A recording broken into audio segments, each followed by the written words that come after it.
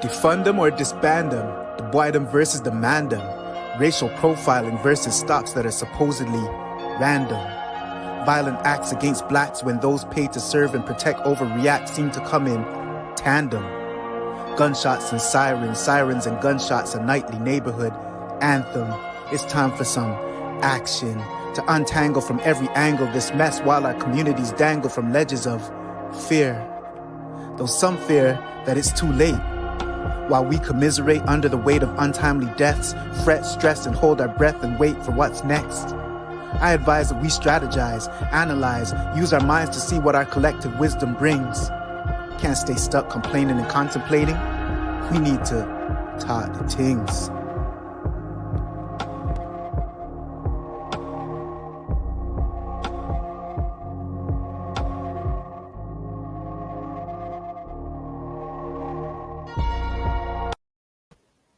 Good evening, everyone, and thank you so much for joining us for another episode of Talk the Tingz.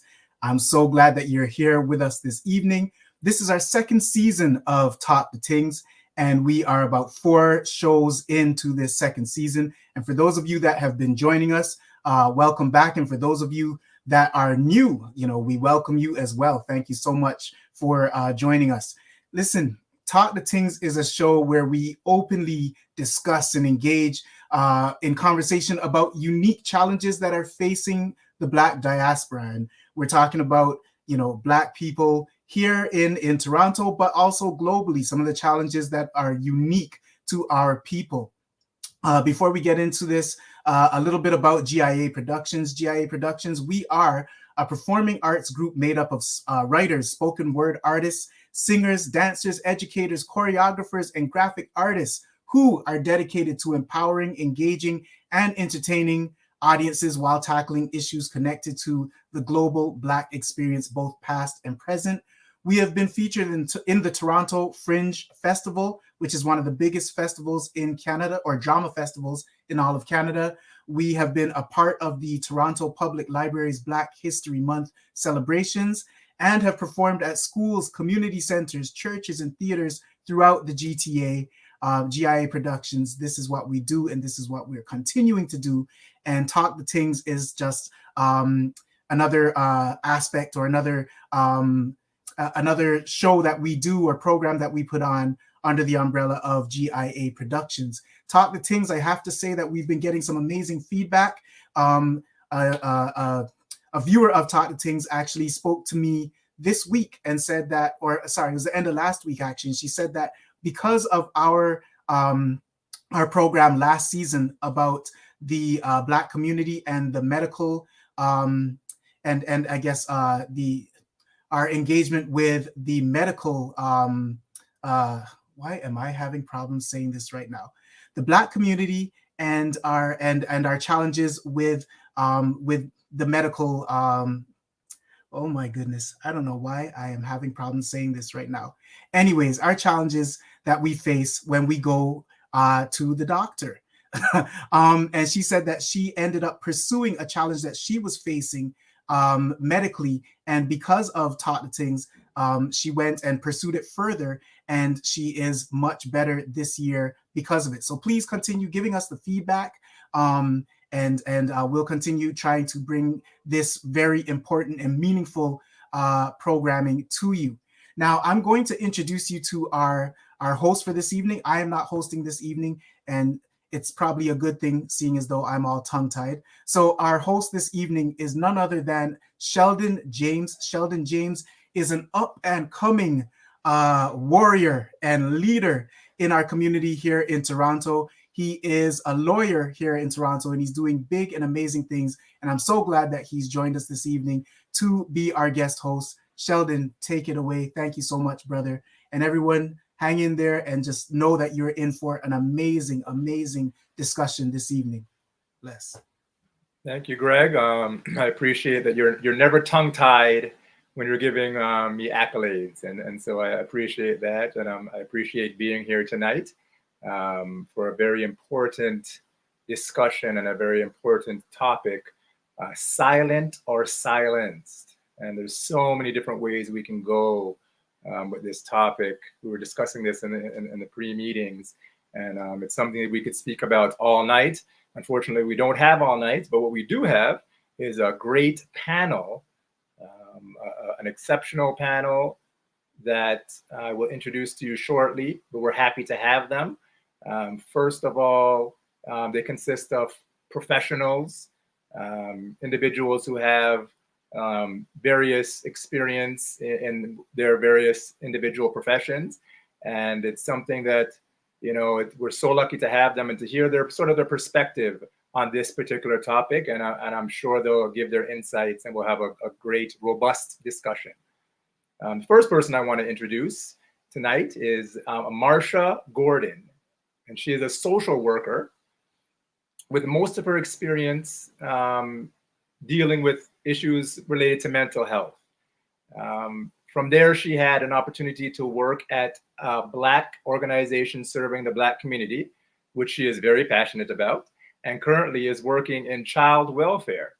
She wants us to know that she is a wife, a mother, and enjoys family time, health, and wellness. The other panelist that we have tonight, his name is Nathaniel Frey Smith, a big friend of GIA.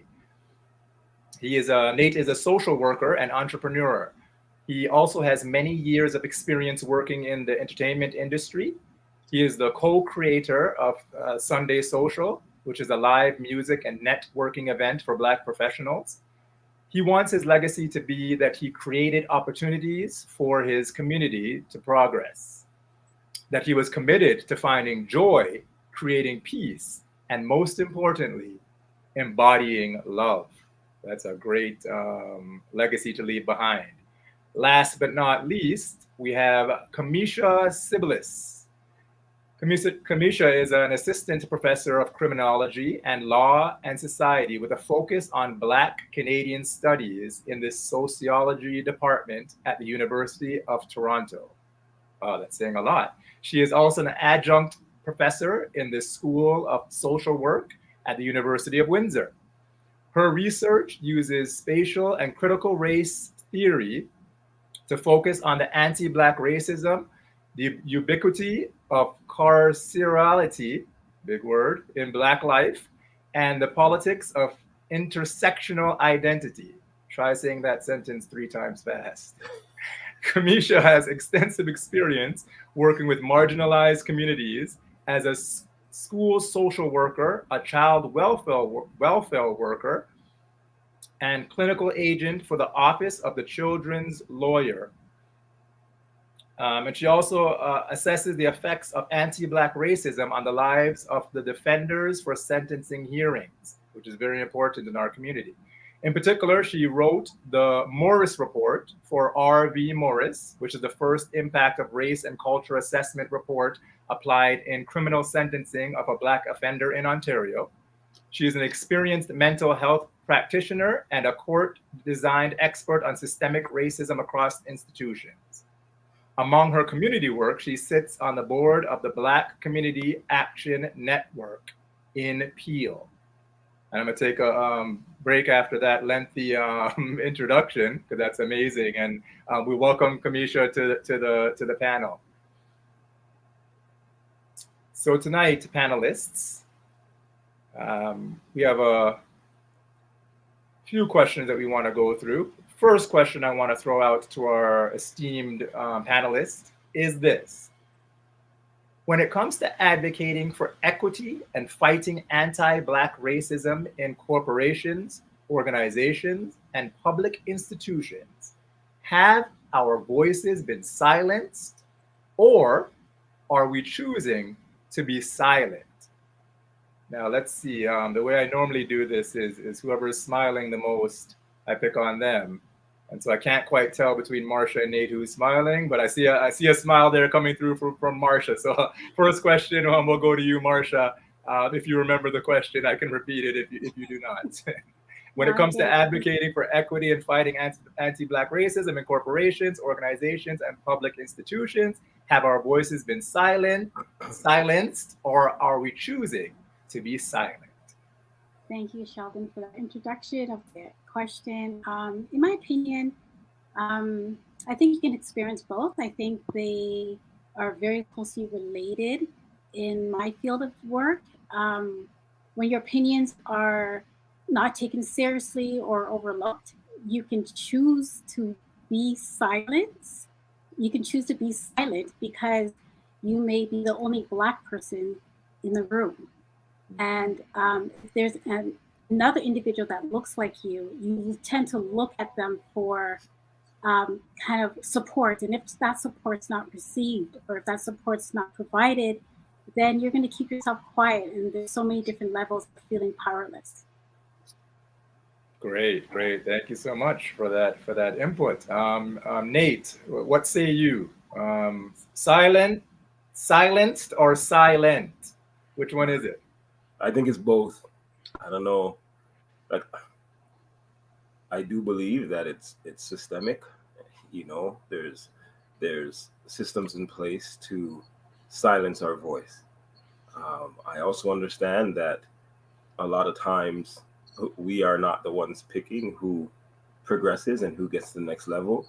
So I have been, in my experience, called um, um, the black guy who's not like the others. Um, and maybe because I was more articulate and wasn't as passionate about speaking up, or at least when I did, it was professional. You know, they would pick whoever's like ripest for their agenda to be that, you know, token.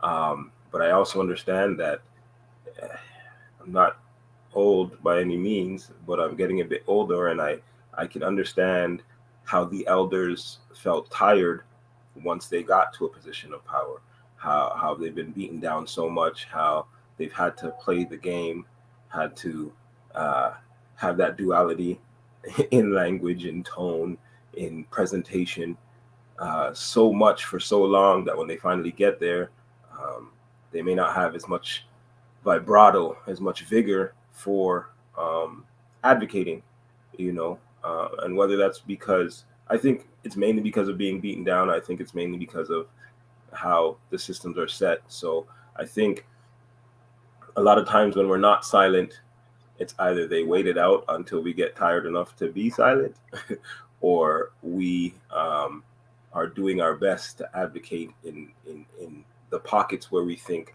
fit most and can be heard most, if that makes sense. It definitely makes a lot of sense. Thanks for your input. I think I see that Kamisha has joined us via audio. I don't know if she heard the question. First question, just dealing with when it comes for advocating for equity and fighting anti-Black racism, have our voices been silenced, or are we choosing to be silent? And this is as it relates to corporations or professional world or those type of situations. What say you, Kamisha? I think, can everybody hear me? Yes, we can. Very Perfect. clearly. I think that it depends on who we're talking about. It depends on when we talk about equity issues, I think largely we are being silenced. Sometimes there are strategic silences, right? And so sometimes we silence ourselves in order to gain favor and um, perhaps redistribute the power or you know, get some favor in the power dynamic so that we can use our voices more strategically.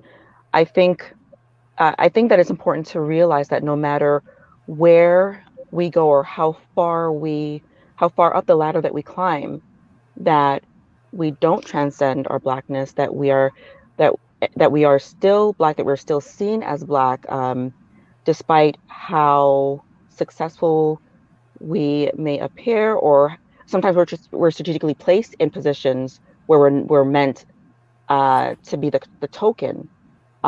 We are always going to be silenced, we're always silenced, we're always manipulated in those positions, and there's always an expectation that we're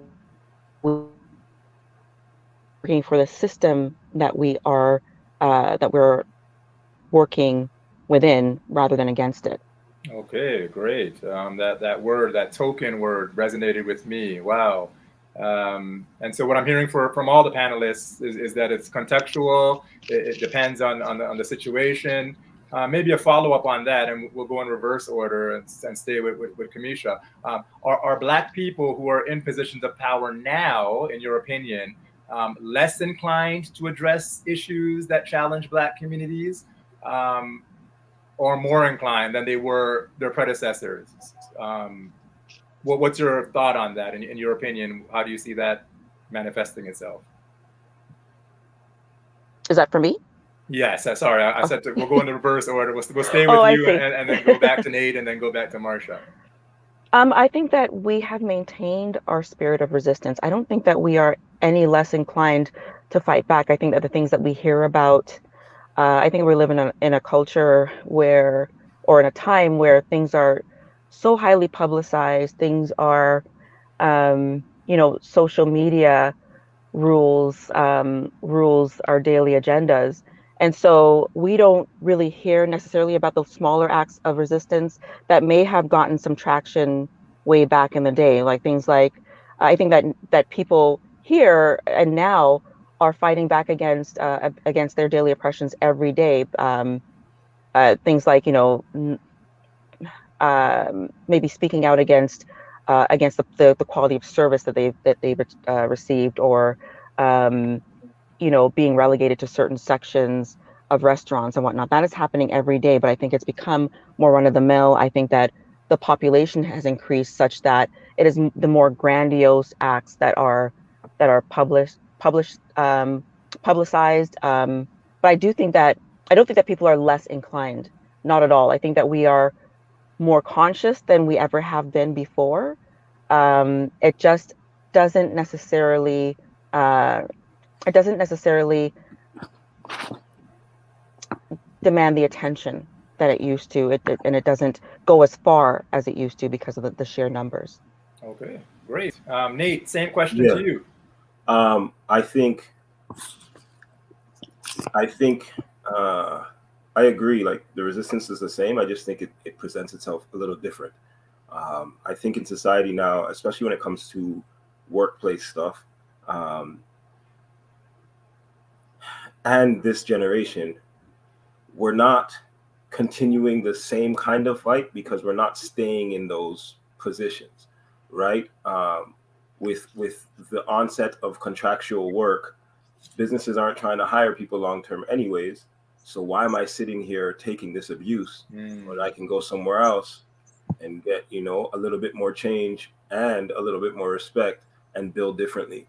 So I think along with social media and along with us being more of a collective society, in the sense that if I go to a restaurant today and they say a certain thing and I find it appalling, I can do one post and there will be 30 other people who will be like, yeah, that happened to me as well. And then, when we do stick together, the next thing you know, a news outlet has to pick it up because we're actually saying something about it, and the information moves a bit quicker. I mean, it can have adverse effects too, where it's like it moves so quick that it's only hot for the 5 minutes and then we go back, like an H&M situation. But we definitely, I think, have that same sense of resistance. I just think it presents itself a bit differently. Awesome. Marsha, a final word on this question to you. What's your opinion on this? I totally agree with the other panelists. I do think that we are in the position of, or inclined to address issues of racism or anti-Black racism. With my personal experiences, I work at child welfare. So at one point, child welfare, families involved in Children's Aid Society was very negative, and a lot of trauma, a lot of pain for families involved. And now they're trying to do things a different way, and I see it. Child welfare, they're doing things intentionally. They're intentionally recruiting Black workers and putting Black workers to work with Black families, or just because the community that we're serving are Black families. So we need Black workers to work with Black families. Also, they're having positions of supervisors and directors and recruiting and only asking for Black staff to apply to those positions. So I think that a lot of things are different now than it was before. And also joining partnerships and collaborating with Black organizations and having someone at the table to talk about those issues and to bring issues to the table and to the forefront. I just think that it's really important that these things are happening then and when they didn't before. Great, great. So I guess I'm hearing a general consensus that people are still fighting the good fight. They haven't ran out of energy or bravado or gas when it comes to fighting these issues, and that technology has actually aided us in the ability to get these issues to the forefront or to the mainstream media. Moving on in the same vein, and this question. Sorry. Can I just add something, Sheldon? Of course you can, definitely. You know, when you said that there's a consensus that people are still fighting the good fight, what occurred to me is that we don't really have a choice because this fight is our survival, right? Right. And I think that people, you know, will pick up crosses and put them down when they can, when they're talking about, you know, looking at the greater good for all Black people. But the daily struggle is just our lives, and we are fighting, resisting, as I guess a proclamation of life and our sustenance. We have to. Yeah, it's an interesting, powerful statement, definitely. Yeah. And I guess what I'm reading from that is, you know, our fight is not a fight of convenience or you know, a fly-by-night situation. It's survival, and so we have no other choice in the matter. That's awesome. Thank you for interrupting me and definitely getting that point out there. That was very meaningful. I agree 100%. And while we're on you, Kamisha, we're now moving to more, you know, directed questions, and so this question was sort of aimed at you, if you were. Is the pressure that Black professionals have or that we feel to advocate for change, is that too much pressure? Is it even fair to ask or to expect that Black professionals have to advocate in this manner? And just a backstory for that, I sort of liken it, the example that was given in the question is just, you know, if you take the example of the police officer that has to speak out against racist practices in his or her department, and then, you know, the backlash is that they risk, you know, being blacklisted or blackballed, or the blue wall won't come to their defense. So the short question to that is that too much pressure for the Black community? Is that a fair type of pressure? What are your thoughts on that? I think so. I look at that question in two ways, right? Mm-hmm. On one hand, I feel like it's irrelevant whether or not it's fair. I think, you know, the whole Spider-Man thing, right? With great power comes great responsibility. I think when you have a platform, you have a responsibility to use your voice in ways that promote Black life. If you're a Black, and that, like, I think that's basic, almost Darwinism, where we want the survival of our people, then we have to be advocating for that. We have to be speaking out against injustices, because we have a responsibility not only for ourselves, not only for our contemporaries, but also future generations. We want our children to live in a world that is more liberated than we're living in. Mm-hmm. Right? And so it's almost to me like asking, is it fair that we have to work and feed our children? Mm-hmm. Right? We have a responsibility, not only to our ancestors, but to those that come after us, to promote our survival. The other piece is where fairness does come into play is institutionally, right? And I find that far too much, the burden of teaching others about Black life, Black history, just recognizing the humanity of Blackness falls on the Black bodies in any organization, and that's an issue, right? So if you have, say, a Black History Month event, they're calling on the Black people to do all of the extra work without the commensurate acknowledgement or salary hikes or any compensation, right? And so that's where the fairness issue comes out, that there isn't any real systemic or institutional recognition that we're always doing extra work just to be recognized as human, just to be right, just to be in an equitable environment. Interesting. Interesting. Can I touch on that as well? Absolutely, Nate. I remember being in high school, at a predominantly white high school, and me, my sister, and the few of us that were there. Every time Black History Month came around, it was like they were looking to us for all of the possible information. And I mean, don't get me wrong, like I had my grandmother and my mother ensuring that we had a deep understanding of our history, not just slavery. However, because of the kind of you I was always bothered. I was like, yo, teach, talk to me for a second, please. I'm 16 years old. See, you're mid-30s. You have at least 16 more years on me for the month of February. Why do you look at me to create every example of the experience of the whole Black experience? Why have you not done any research on your own to now, as an ally, bring actual conversation or lesson plans surrounding what we are, or our place at the very least in even just Canada? You know what I mean? And when it comes to that pressure, yeah, it's some of it is, a lot of it is, we are born Black and we have to deal with everything from the microaggressions to, the public lynching. So it's a part of us. But the other part, which I think, when George Floyd came out and or that situation happened, and so many people were just tired of explaining or having to prove that this was a valid, real experience that happened often.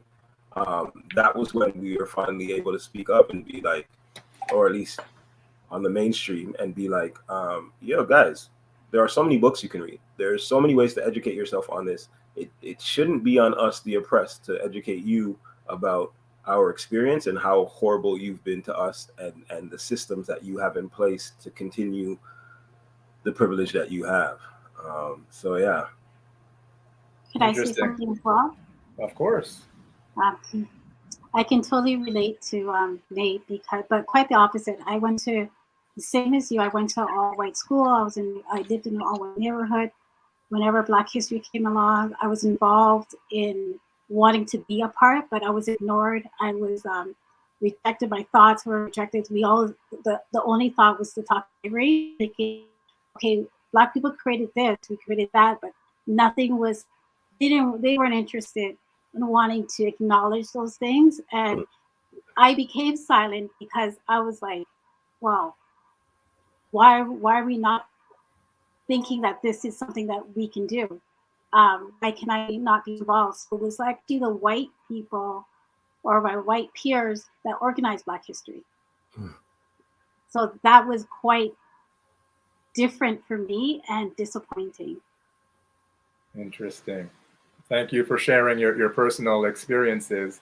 As a host, I'm going to play a little bit of devil's advocate, because I know the elephant in the room, and I'm glad that Kamisha brought up the Spider-Man reference, because I'm also a Marvel hero nerd, and part of Peter Parker's dilemma, where that statement came up with "great power comes great responsibility," was that he felt that that being a hero, he didn't want the mantle because it would come at personal cost to himself, right? And so what would you, the panel, and this can be in any order, what would you say to the individual who, yes, we recognize that it's a responsibility, it's not convenience, it's about survival, but they're worried about their own personal survival, in terms of they're thinking, I can't lose this job, I don't want to rock the boat. And that's a sentiment that is out there and that has been voiced, at least to me, and I'm sure has been voiced to each one of you on the panel. What advice would you give that individual who has that apprehension about speaking up to their to their detriment? And anybody can jump in.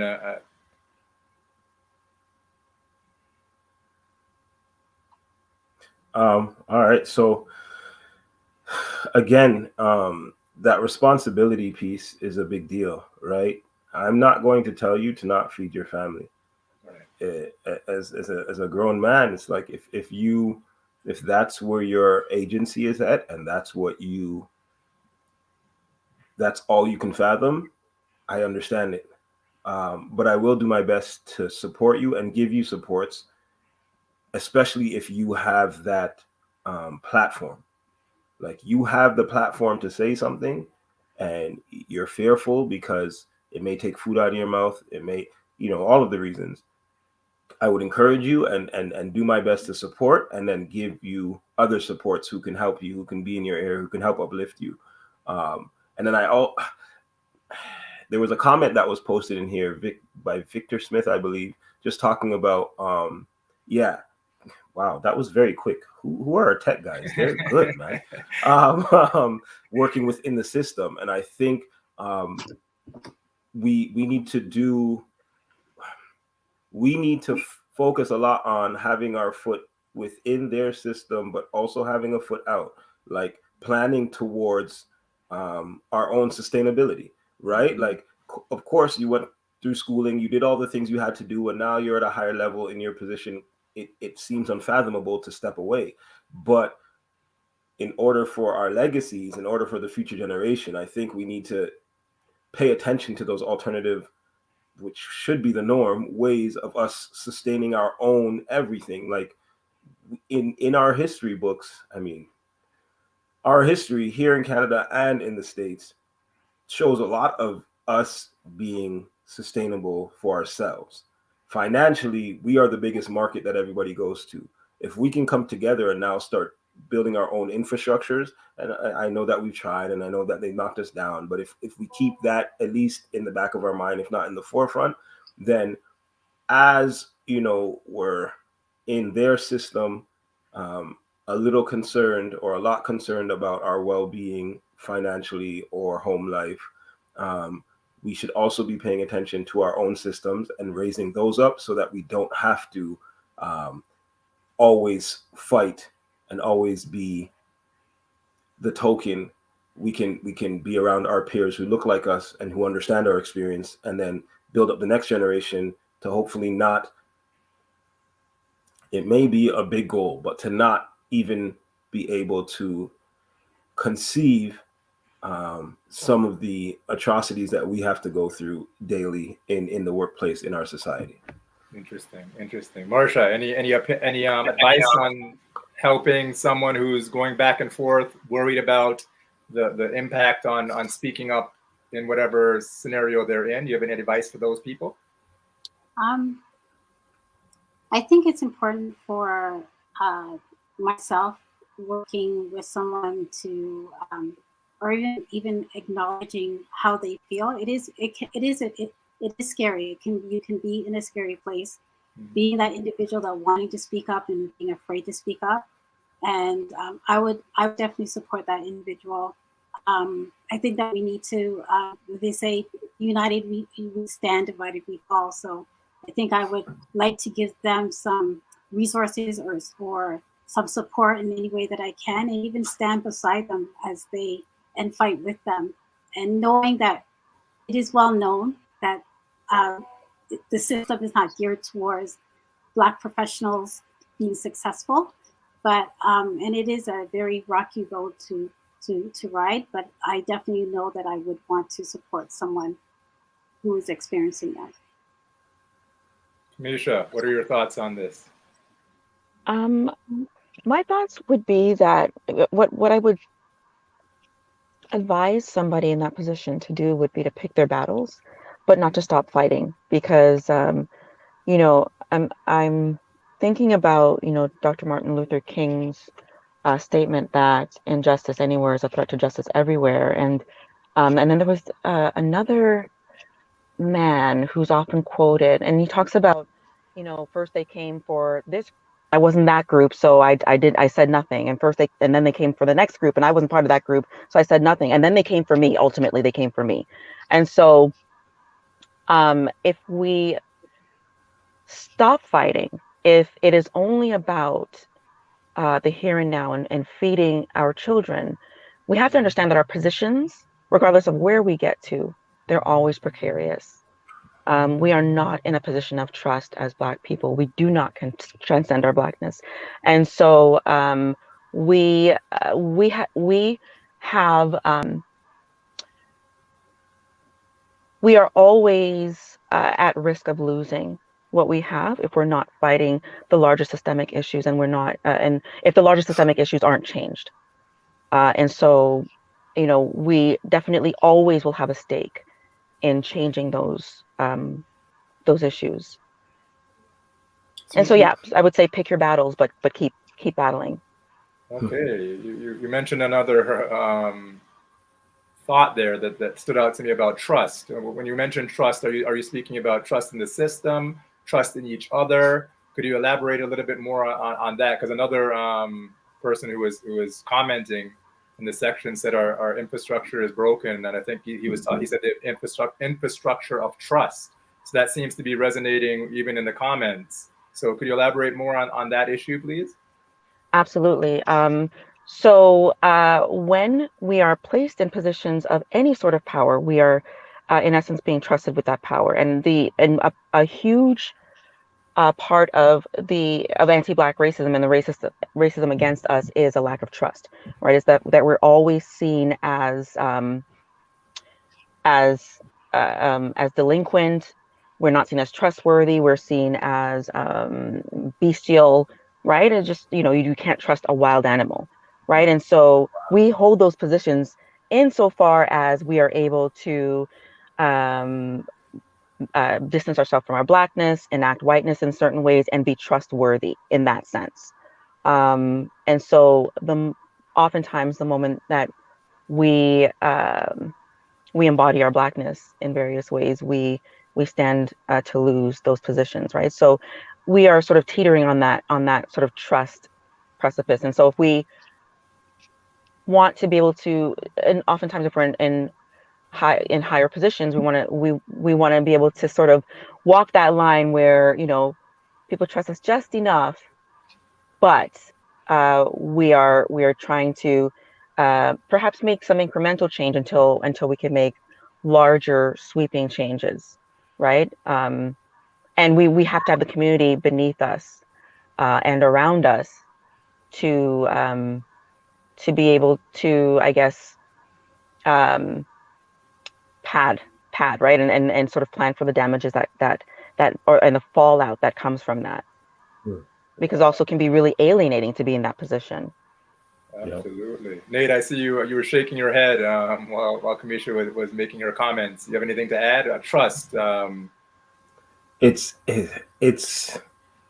just beautiful points she's making, right? And then I think the distrust that we get from those who hold the positions of power that we work for spills into our system, you know, our community, where they've implanted distrust with each other. So it's like, now, you know, I get this position of power and I know I'm being watched like a hawk. And even if I miss dotting an I and crossing a T and the other person butchered a whole paragraph, they're still looking at me before they're looking at them. And if I can't go back to my community and get that support I need to keep pushing, like she said, it's alienating. Sorry. If my community doesn't trust me as well, if we're not able to build collectively, then it's like, now you're getting hit on both sides of the fence, and it becomes increasingly difficult to keep up that fight, whether it's, you know, in small increments or big ones. So yeah, that's why I was nodding. And yeah. Awesome. I just wanted to get your thought on it. Marsha? I think too, just to add on to just the community, just like individuals not trusting us, we tend not to even trust ourselves. When we arrive and we're successful and we have positions of power, sometimes it feels like we shouldn't even be here. And we have this internal battle, this internal fight with us that, you know, we're in a foreign place and we don't see ourselves or we don't see someone else in that position. It's just yourself. And then we wonder, why are we here? And those experiences are other people experiencing those as well. And what has the system done to encourage those feelings of insecurity or self-doubt? Wow. We're getting deep in this now. You brought up another deep point about whether it's called imposter syndrome or inferiority complexes within our professions. Maybe I'll start a little bit with that, and maybe the panelists can sort of give their thoughts on it, because that definitely resonated with me, and it seems to be resonating in the comments. The feeling of not belonging, the feeling of for me personally, in the legal profession, you don't see a lot of people like you when you're in law school, or even when you go to court and do your daily tasks. And so it definitely has that feeling of you're in a silo, you're isolated, and you're like, well, am I really here? Is this really me? Am I really supposed to be here? And so definitely that in this day and age of mental health, that's not a very strong situation to be in. And so I'm wondering if any of the panelists have their own individual stories of either imposter syndrome or just not feeling that you even belong in the position that you've earned and that you clearly belong to, but based on the work that you've put in. Does anybody want to jump in and sort of talk about that? Because I think that will resonate a lot with the people who are listening. Nate, you normally look like, oh no, was that you, Marsha? I can say that in my new position, I currently felt that. I felt that when I passed the exam, I had a great interview, but still I was just doubting myself, and got the job, and I'm just like, wow, like I made it. I'm in my career, but it didn't feel real, and it didn't feel like I belonged, even though I know I did it. Right. And no one helped me. No one handed me the olive branch. I did it on my own, and I need to celebrate me, but I felt like that I felt that there was just something missing. And that was me feeling I just celebrated myself that I did this. Interesting. And Thanks. it's an internal battle that you fight almost every day. Oh, so you're not over it yet. This is a reoccurring theme. I just came into a new position, and I just started, so I'm just like, I have to say that I did this, like I'm here. So yeah, like it's a battle. It's a battle. Wow. Thank you so much for sharing. Nate, any thoughts about that in your daily life? Yeah, it's interesting because the systemic stuff, sometimes we only see it in one light, right? Sometimes, oh, it's only the police, they're against us, whatever. We don't notice that society places that in our minds. Like, as confident as you are as a Black man, as a Black woman, even to be like that, you're battling every day internally to continue to affirm yourself, to continue to remind yourself that you are worthy and worth it. You know what I mean? It's a wild thing. So imposter syndrome is so interesting, because for me, at least, it just creeps up out of nowhere sometimes. Yeah. Like sometimes it's just like, wait, no, I'm supposed to be here. What? I'm way more educated than this person who got the job, and I speak much better than that person who they had as their face of the company. Like, what? No, I'm supposed to be here. I put in the work. But you're constantly reminded that it's almost like it's a privilege for you to be there.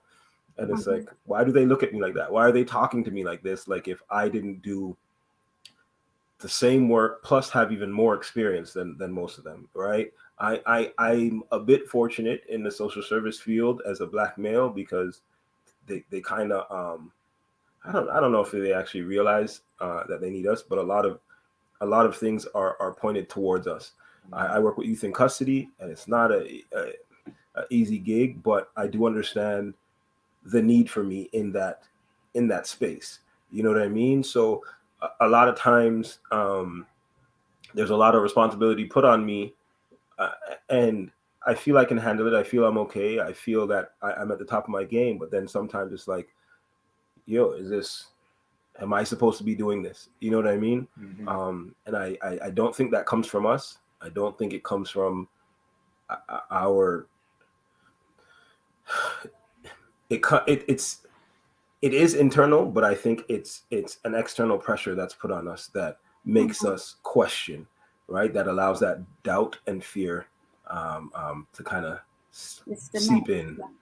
Yeah. Thanks, Nate, for sharing that. That's very impactful. Kamisha, do you have any experience or thoughts? Inferiority complex, imposter syndrome? What say you? Hi, can you repeat? Sorry. Well, we were discussing feelings of imposter syndrome in your field, how that affects your mental health. Preferably, even if you have a story that you'd like to share of a lived experience. The rest of the panel sort of gave their thoughts as to having a position and not even feeling like they know they did the work because they have all of the scars to prove it, but they don't feel like it's almost like a dream, like they have to pinch themselves to wake up from the dream. Oh yeah, definitely. I think imposter syndrome is a very real thing. Specifically, as I speak about academia, I don't see myself as a teacher. I'm more of a doer, right? I came from frontline social work and academia. When we talk about academics and scholars, historically, that has come from, in our context in the Western world, come from a very white legacy, right? It was people, philosophers who would sit around, these would be white men sitting around pondering things and having all of the luxury of time to do that. And that has been passed down, right, to people. White people have inherited the legacy of academia. So if you have the money, then you will do well in school and be able to go to certain schools, pay the money to be successful, get your PhD, and continue that tradition. And so for someone like me, who was a teenage mother, who doesn't have the luxury of sitting and thinking, but about things that don't impact me necessarily, or sitting and thinking about who qualifies as human, which was an actual real topic of discussion that we all still are living, right? Let alone engaging in the discourse about. I often feel like this is not the place for me. When I'm mired in a lot of the issues that we are discussing in a really theoretical way, day in, day out, and I'm like, hey, this is my life. And those people who are marginalized, that's actually me, right? So yeah, the imposter syndrome is real, and I don't know that the institution, as much as all of the universities are having these huge group hirings of Black academics. It's all really token hirings, because they're hiring a spattering of us in each department, where we'll still be the only person there, right? We'll be the only Black professor in any department. I'm always the only Black. I'm often the only Black person in the room. I was the only Black person in the School of Social Work. Now at the sociology department at University of Toronto, there are a couple of Black male professors. I'm the only Black woman. And so when we think about, our my intersectional identity, that's the other thing, right? When we talk about how we speak out, who speaks out, and how they're received, I think in the professional world, in most arenas, Black men are received a lot in a way that is marginally more respectful than Black women.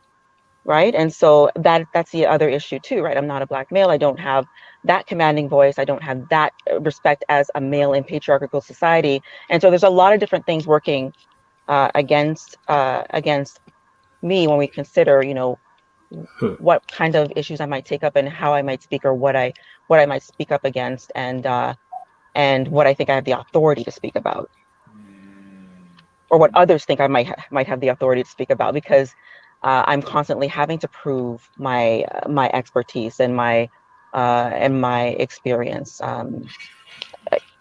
I don't want to take up too much of the time, but you're a lawyer, right? And we know that law is an extremely conservative field, and so I have been called upon, to be, I'm going to quote unquote, an expert witness in areas of, like racism, and I still have to prove that I'm an expert in those areas, because what is happening is people are saying, well, you're Black, so obviously you're speaking from a biased perspective and you're not speaking from scholarship. Not that scholarship should be any more credible than my own experience, right? And so it's a lot, and it's constantly working against us. Wow. Thank you so much for sharing. And it's just so interesting, just even looking at this panel. And I've been told this about myself, that people on this panel seem to be, very articulate, very confident individuals. But at the same time, we have this thing in the back of our head where we're questioning ourselves, are constantly trying to validate either our credentials or our experience or our worth. And so it's just astonishing, considering, how bright everyone on this panel seems to be, and it's indicative of the grander problem. We'll move on to the next set of questions. Thank you so much for sharing your individual experiences. And this question is more focused to Marsha and to Nathaniel. The question is, what kind of pressure would someone in your position face when trying to address anti-Black racism and inequitable practices in your specific field of work? And a follow-up to that would be, how could the backlash impact you professionally or even personally? So we want really specifics to your line of work, not necessarily the general status quo that we all already have discussed and already are well versed in. Nate, you want to start? Sure. So, like I said, I work with youth in custody, and in the social service work field, like Kamisha said, as a Black male, they're almost forced to listen to us more.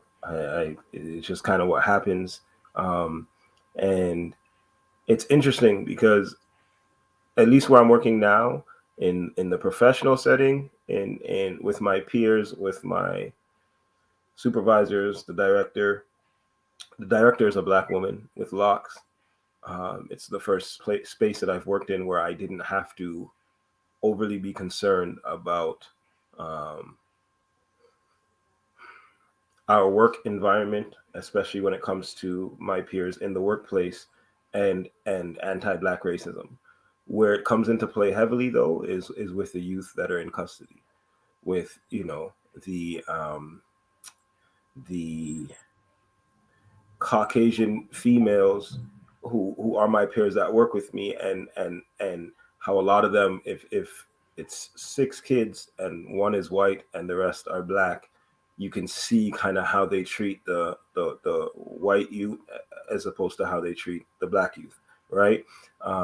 And that's where a lot of my speaking up has to be. That's where a lot of my going against the grain has to be. And they're all social workers as well. They're all advocates as well. How could they be racist, or how could they be prejudiced? And I'm like, you guys may not see it, but you most likely identify with him differently than you identify with them. And that's a disservice to them, because now you're more lenient on him than them.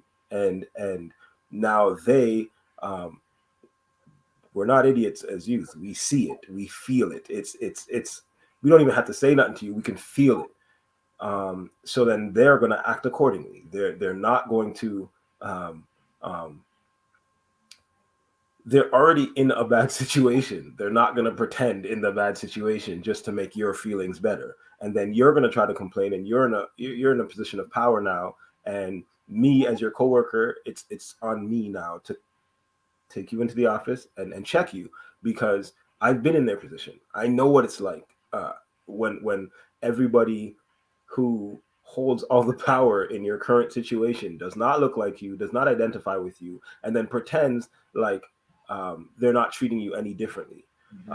So I think for me, that's been the biggest focus, where it's like reminding my coworkers or finding ways to to let them know that what they're doing is inappropriate and wrong, without bruising their ego too much or causing a big fuss or them having a big meltdown, and then now I have to sit with the director and managers because they don't feel that I supported them on the out in the work setting, in the space, right? So a lot of it isn't as much with my higher ups and is more so with my peers and how they deal with the youth that I work with. And then with Sunday Social, with the event side of things, with even music, a lot of times it's, if I'm going to a venue, you know, a lot of the events I do are Black focused. So if I'm going to a venue and they ask for the breakdown of what my event looks like, I have to be very strategic in how I word things in order to not have to encounter a racist situation, right? In order for them to feel comfortable that their space is going to be okay, that no one's going to damage it, that all of these things that they put on us. And I've been in the back rooms as a consultant with restaurants and event spaces where I know what they say. I know how they look at our people. And sorry to interrupt, Nate. What did they say? That I mean, I sort of know what you're getting at, but what the average person out there, you're saying you hear what they're saying about our people. Could you give an example? They believe, I don't know if you guys know, but the dress code was put in play for us. When you're going out to venues, when you're doing things, they put a dress code in to say they want a certain kind of clientele. But when I was working security, I'm working front door, and I see a white youth come in baggy pants with a fitted on, he'll get let in. And you'll see a Black youth come in with some khakis, clean fitted khakis, a button-up shirt, but he's wearing J's. And they'll tell him no with the J's because in their minds, or what they're told, is that he's going to create problems, right? What they're told is that there's a setting about our kind of people, whether it's we don't pay or we're going to just create ruckus. And it's not subtle, if I'm honest. It's not really subtle. Like, you'll be in the lineup with 5 other people and you'll hear them let in somebody else who's wearing the same thing you're wearing and find a problem with you. And then deeper than that, when as a curator of events, you'll see them get excited with the numbers that you can bring them, but then, you know, they'll have a talk with their partners and come back, oh, we don't think this is the right event for us. Is there any reasoning? Is there any? No, we just don't think. And it's like you're starting to hit brick walls, you know, literally just from appearance. Doesn't matter how you dress it up, how you look with it, and then if now you make a big stink about it, oh, I heard about your event. No, it's okay. Right now, like the backlash can be that, oh, they've talked to this person and they've talked to that person, and now you're blacklisted, or, you know, now the only spaces you're getting are hole in the wall spaces, or spaces that just open up that don't have the infrastructure that you need to run your event. So yeah, a lot of times the speaking up comes with understanding that you have to be very intentional and code switch to get them to hear what you're saying, but also not overly offend them for them to blacklist you. And then the other side, which I try to do very much, is just Black owned everything, right? Like try to support and push our own so that eventually I don't have to go to any venues that aren't Black owned. I don't have to prove my worth, not financially, but because of the 3/5 of a man that I'm supposed to be, you know, in your eyes. So it's interesting you said that, because I guess the traditional thinking was that, you know, in business there is no color but green, and so it's interesting that you stated that even when the numbers are favorable for the institution or for the venue, they'll still be like, no, not so much. Great insight. I appreciate that. Marsha, I don't know if you remember the question. I can it's okay. restate it. What kind of pressure would someone in your position face when trying to address anti-Black racism and inequitable practices in your specific field of work? And what kind of backlash could you potentially face? Currently, I am fortunate and privileged to be in the position of addressing anti-Black racism. However, it wasn't always like that. I do remember having conversations or standing up and wanting to make changes, and I wasn't heard, or I had to feel uncomfortable to make people feel uncomfortable, other people feel uncomfortable, and that was really different for me. I wasn't able to get my point across, or I was misunderstood a lot. So those are and having expectations of getting cases that only were Black families that I was working with, and not because they thought I was the greatest person that would be suited for the families, just that they didn't want to work with them. So I just decided, okay, you know what? I know behind the scenes on a different level what the issues were. So I did them. I did the files. I worked with the families that I wanted to work with, or they told me I had to work with. But behind the scenes, because no, you're Black, so you probably know what's best for this family. But it wasn't. It was said and not in a positive way. It was said in a very insulting way, in my opinion. Okay. Thank you so much. We're going to switch gears a little bit. We have a clip that we want to play, and in true GIA fashion, the panelists have not seen the clip yet, because we want their real-time reactions to the clip. So we're going to play the clip now and come back to the panel and get their reaction to the clip. All right? We often hear, for example, companies say, we know that there is anti-Black systemic racism issues. We know that. So here's what we're going to do. We're going to say in a statement that we're against it, and we're going to give some money, for example, to the NAACP. Well, that does nothing to solve the problem. Because yes, of course, you have to come out publicly and say you're against it. You can't say you're for it. And if you're silent on the issue, it will almost presume that you're in favor.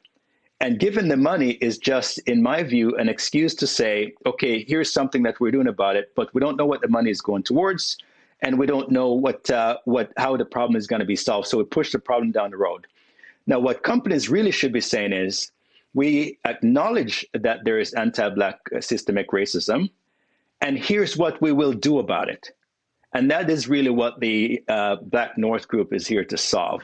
We identify the problem, and here's what we're going to do to solve it. Do you have a sense that this will be different, that sort of pattern of behavior from companies and to a different extent by politicians, but in the specific case of companies for you, do you feel like that pattern of behavior where they just say, you know, we're against this and donate money, do you think that will shift? This is the first time in history, because all those people who contacted us and say, we are here to help, none of them have actually said, how much money do you need? Because they know what we need more than ever, anything else, are their brains. We need their brain to go to work to solve this problem, not their pocketbook. What the Black community needs is financial independence. But because of the fact that we've been shut out of the system for such a long time, it's impossible to create financial independence. We didn't really get the real civil rights until the 60s. We do not have generational wealth as a people. So if we get an opportunity to now at least get some financial independence, we don't need a handout. We don't need a government to come into our community and give us money and then come back later on and give us more. We want to create that wealth for ourselves. But all we need is access and opportunities. Okay. For those of you who don't know, that West Hall, he's a prominent Toronto businessman. I believe he's on Dragon Dens. He's one of the dragons on that show, Dragon's Den, and he's a leader of one of the founders of the Black North Initiative, which is a collection of prominent business people in the city who are looking to further the Black community through business means and initiatives. And so there was a lot to unpack from that video. He said a lot. And so was there anything that stuck out to any of you panelists with regards to it's been status quo sort of, companies are out here openly admitting that systemic racism exists and no one seems to know how to fix it. And so his approach is unique in the sense that it's attacking it from a I would say a business perspective as opposed to a social or even legal avenue. So what are your thoughts on that? I'll throw it to the panel. Nate, do you have anything to add or just discuss? Yeah, he's absolutely correct, right? When we talk about having our own systems, when we talk about building our own wealth, then we don't need quote unquote handouts. And if we're honest, the handouts were a joke anyways. There's been countless times where even our government will say we have this amount of money for our people to use, for nonprofits to use, for businesses to use.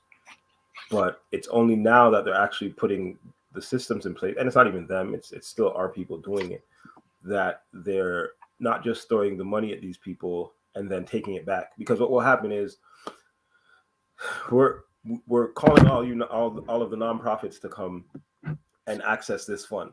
Mm-hmm. But in order to access this fund, you need this, your book's done from 19 how long. Like, they put you through so many things that you need, which aren't as realistic for most of our moms and pops organizations and networks, because a lot of times we're just doing it on our own. We don't have a big employee base. We have 1-2 volunteers that come through, but we're doing it on our own. And instead of helping us fix that structure and build the infrastructure within ourselves, you say that you have money, then you put us through the ringer and then tell us we can't get that money because we're not this, we're not that.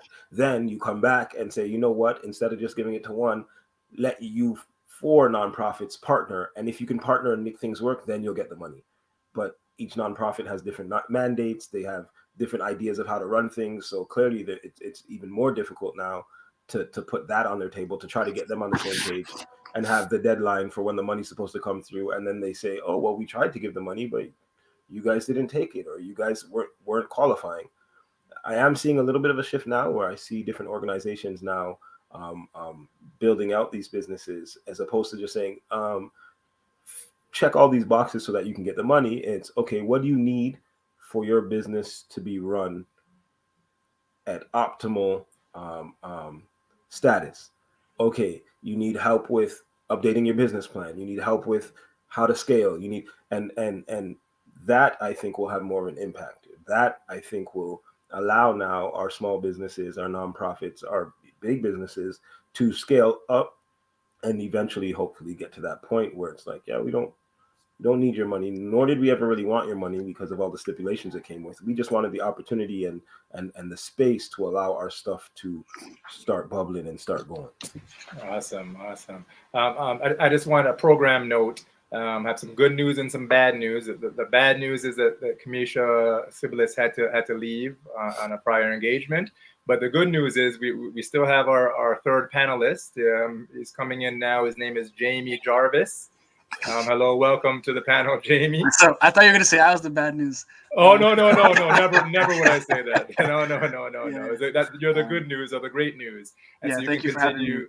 No problem. Thanks for being here. I believe you did hear the clip. And so what we're doing is we're discussing the clip from West Hall, who was talking about the initiative that he has, which is Black North, and how they're sort of trying to rejig or find another way of attacking this problem that has existed since the dawn of time. Nate gave his input that he agrees with the initiative, and sort of, I guess what I got from what Nate said was just more how a lot of companies have been giving lip service, which is my whole, my biggest fear when it comes to these type of things, right? You have these initiatives, Black North signs, or these companies sign on to the project, and what does that even mean, right? If it's a bank that signs on and they give money, well, a bank prints money, so that's not doing much for a community, right? If a law firm signs on, okay, that's great. That sounds like good publicity for them. But what are they doing, or how many Black partners do they have at that law firm, right? How many first-year law students or newly called lawyers have they hired in this last rotation, right? And so it's new in the sense that it hasn't been around a long time. But I hope that Black North addresses those type of issues. Nate gave his opinion. Jamie, since you're right in, maybe you jump in and maybe give your opinion, and then we'll go to Marsha for her thoughts on this. Yeah, that's a good point. I feel like the throwing the money at it is really it's a tool. It's the I don't really care. It's just I don't also want to lose money based on what that means. I think especially in the the wake of the George Floyd, not the whole, but the George Floyd situation, there were a lot of communities that were not ours that were also upset, and so there were companies that were actually afraid of being canceled. So it's almost like we're doing damage control rather than I really care about what's going on in these communities, or yes, exactly. Rather than I want to see some actual change, it's I want to show that I'm not racist. And I think sometimes that's often the motivation, and we have to get beyond. We got to get beyond that. There's a lot that whether it's covert, overt, depends on how high up on the social and economic ladder you sit. There are things that are in place that are preventing us from growing. How easy it is for us to get business loans, homeowner loans, how easy it is for us to climb the ladder. I know in many places of employment, I don't want to shout out anybody's employment, but I've been places where, the higher you go up the ladder, it seems as though the lighter it gets.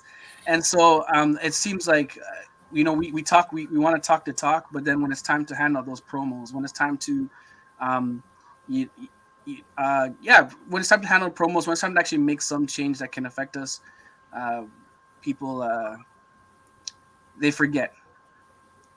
Yeah. Thank you. Absolutely. Someone said when you were speaking on performative, and again, that's my fear, right? It's just, I love the initiatives, I love the ideas, but especially with the wave that's going on where everybody's woke and everybody's socially conscious, I don't want it to be a situation where these businesses are actually getting more from signing up to the initiative than the community is getting from their participation, if that makes any sense, right? And so, to your point, if I'm RBC, and I have nothing against RBC, I'm just using them as an example, and you're part of the initiative, everybody looks at you like, oh, they're down, they're part of the cause, but what are they really doing in the sense that you mentioned, are they opening up small business loans directed to the Black community? Are they doing those type of impactful things, which would go a lot further than if they gave $100,000? Exactly. Marsha, you've been waiting patiently, and so please get in on the action here. What are your thoughts? I'm agreeing with everyone on the panel. I know that the Black community does need their own financial independence. I know that I've worked in 2 Black organizations, and both organizations, one east and one as far as the west and one as far as the east, our jobs and the programs were at risk. Every time we looked around, programs were shutting down. It wasn't really positive for our mental health as workers, as professionals trying to serve the Black community. And just what are we going to do? We're losing staff, losing programs. So how are we supposed to serve the Black community if we don't have programming, if we don't have funding? And that was always the number one issue, funding. Now, working in a Eurocentric organization, you don't hear those conversations. Everything seems to be running smoothly. You don't have any, your job is not at risk. You're not thinking that I'm not going to be able to feed my family the next day. So it was quite overwhelming, and it makes you feel honestly that you don't want to work in a organization that's failing or falling apart or no one is supporting. Absolutely. Yeah. Oh, one other point there is sometimes when these things do happen where people actually do give money for Black communities, it's kind of spun in a way where we're getting handouts and we're getting like Yes. we're not even allowed to benefit from these benefits that are given to us, and then everybody else can go ahead and take this money or take these I guess tools to help the community and benefit from it. So that's another I guess another part of these the financial increases or whatever you want to look at them as tools. Yeah, it's so true, Jamie. And to piggyback on what you just said, what raise? Like you want to have a raise if you've been there for 10 years and you only $1 raise? Like it kind of feels like the government feels like it's pushing you out there to support other organizations when you truly want to support your own. You feel like you're forced to support other organizations because you don't get a raise. That's something unheard of. I'm going to put that on a bumper sticker. Raise? What raise? Nate, we can get some T-shirts with that, can't we? Yeah. We can make some money. Thank you so much for all your participation. We are winding down. I have one final question or a series of questions or topics. I read in the comments earlier on, and this is something you see in our community and outside. People are more solution based, right? And sometimes we spend a lot of time on the issues and all of those type of things, which is important, obviously. And then people are just sort of left with the so what or what can I do now? So this question is sort of tailored to address that comment that I saw earlier in the I don't think it was that comment. It was I think it was one before. But the question to the panel: what are some solutions that we can use or utilize to amplify our voice? Remember, the topic is silenced or silent, right? We addressed all the issues surrounding that, and we want now a solution. What are some solutions that we can utilize in our day-to-day lives to amplify our voice? And sort of piggybacking on that, what's our biggest needs as a community, right? And so I don't want to go too much into the biggest needs. The biggest needs is just sort of to set the table for the solution, which is what are the things that we can do to amplify our voice so that we are not silenced or silent. Nate, you've taken first, so we'll continue with that, and we'll go Jamie and then Marcia to close. I think it kind of goes back to that collective understanding of unity. I think unity really allows us to have a voice, right? I know there's the distrust both by our companies and with each other. But if we go back to trying to build that unity, it allows us to now, when we say something, it has to be, right? When you look at some of the other communities, when they say something, everybody has to drum, because when they move it very unified. But that comes with a lot of unpacking. It comes with a lot of dealing with trauma that we haven't dealt with. It comes with a lot of rebuilding that trust within our community. And I personally see it happening. But I also know that it's happening in silos, right? So the unification, I think, is what's important. Now, bringing those different silos together and allowing for the voice to actually be heard. What was the second part of that question? Oh, definitely. It was just more what are our biggest needs as a community, and so the needs assessment, which you sort of touched on, and then just some solutions that we can use to amplify our voice so that these needs can even be met, right? We can identify the needs all we want, right? But if we have no megaphone or platform or ability to address them or to amplify our voice, these needs will not be met. Yeah, so I think it's that connection, right? That unity and that connection, where it's like the Underground Railroad worked because they had a system and a connection, and they were able to communicate in their ways and move. I believe that we're still somewhat separated, so we're not able to move. We're still only at the phase where we're able to discuss it, but little by little, I see the uprising of micro movements, and I think it needs to now connect so that we can use all different ways to actually have that voice. Hold on a second, panel, because earlier on we had said that our energy is the same now as it was back then, right? So the Underground Railroad should have the same amount of steam as it had back then as it does now. And we also said, remember before, or the panel said, that they believe that with technology and social media, it's even easier to get the word out. And so now that we're on the cusp of the solution, let's not take a step back. We got to take this thing gung ho. And I see you smiling, Jamie. So I wanted to set the table for you with regards to that, because I know you were on the feed, so you heard all of that. So you can speak to this. So what are your thoughts? What are my thoughts to a solution?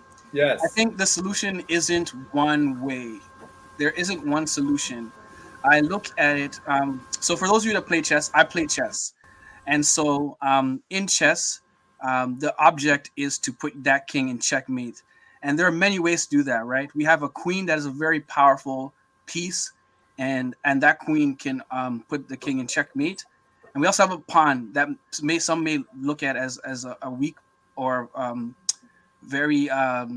weak piece or a low value piece, but that piece can also be very dangerous in the game as well. And so I look at it as some of us have to be the queen, some of us have to be the pawns, and also on top of that, we have to value each other and know that we have to work together.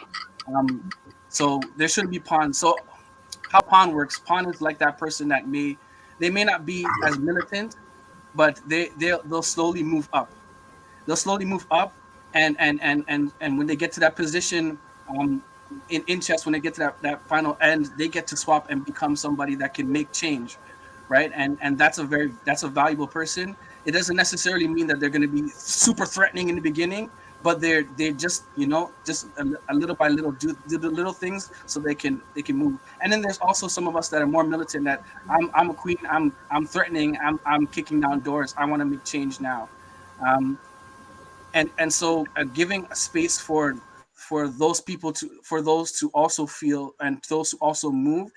Sometimes for those of us that are pawns and may want to make change discreetly or low key, sometimes we kind of turn our nose up to those who are super threatening out the gate, and vice versa, those who we want to unapologetically black, and when I walk in the door, you got to know what my agenda is. Sometimes we turn our nose up to those who are silent. I think each one has value, and whatever your temperament is, I feel like do that. If because at the end of the day, it's all the pieces together and how they work that makes that where you're able to conquer, or you're able to get that checkmate, you're able to get that goal. So wow. I love your chess analysis. This is chess, not checkers. One thing that stands out to me when you're saying is that does everybody accept their role? Because some people don't want to be pawns, right? They want to be queens, and they don't see the value in it, as you stated, and how valuable the pawn can be. And so that's we'll save that for another topic. We'll call that the Queen's Gambit topic for GIA next. But thanks for the analogy. It was an apt one. There was a comment, and it was thrown up before from a viewer who was stating a possible solution. Here we are, Mr. Mando 1582. It's important to get involved in the political process, to not only voice the concerns, but to implement the change you want to see in action. And that is so very important. Voting, getting involved, running for office. There's segments of our community, unfortunately, who think that that's being part of the system and part of the machine. Again, that can be another topic for another day, right? But I definitely agree with the comments that the only way out is for us to influence that political process to sort of help our community. And so, last but not least, we'll go to Marsha. Do you remember the question, Marsha?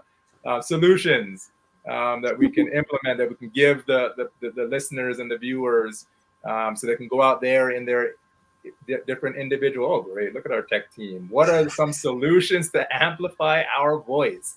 What are our biggest needs as a community? Wow, I love my tech team. Some of the solutions, I believe, to have more of these spaces and platforms where we can educate our community, encourage positive dialogue, get involved in the community. People need to see our faces. We need to get involved in education. We need to get involved in things of social environments that we need to be a part of our children's embody or be a part of our children's activities, even in the workplace, getting involved and support each other. Not just like I think Kamisha was saying, pick your battles, but also fight to the end, because there's going to be could be an opportunity for you to rise to the top, be successful, and maybe you can pull someone else up. Thank you so much. Wow, panelists, thank you.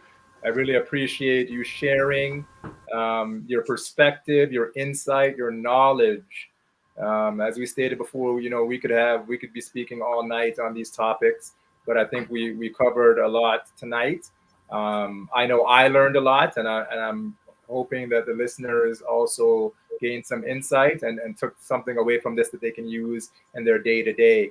Once again, thank you so much, Marsha Gordon, Nathaniel Frey Smith, the latecomer and always welcome guest, Jamie Jarvis, and Kamisha Siblis. Thank you so much for your being here. Again, thank you, GIA, for coming up with this content and a platform where we can talk about these issues. And we'll wait to see you again at another time. Thank you so much for everyone. Good evening. Yo, defund them or disband them, why them versus demand them, racial profiling versus stops that are supposedly random. If we build it, they will come. Back in the day, they came with diseases, treaties, and guns, but now they come with bulldozers and city-sanctioned construction crews to give oppressive makeovers. We send our kids to you for 6 hours a day, 5 days a week, seeking knowledge and not judgment, achievement and not discouragement, paying taxes to a government that funds the system but doesn't give refunds when the system systematically decreases the chances for advancement that we all deserve and hope for. I'm sick and in need of attention. But your attention is wrapped up in the retention of stupid stereotypes, believing that my problem is not what ails me, but what I look like. Join us and talk to Tingz.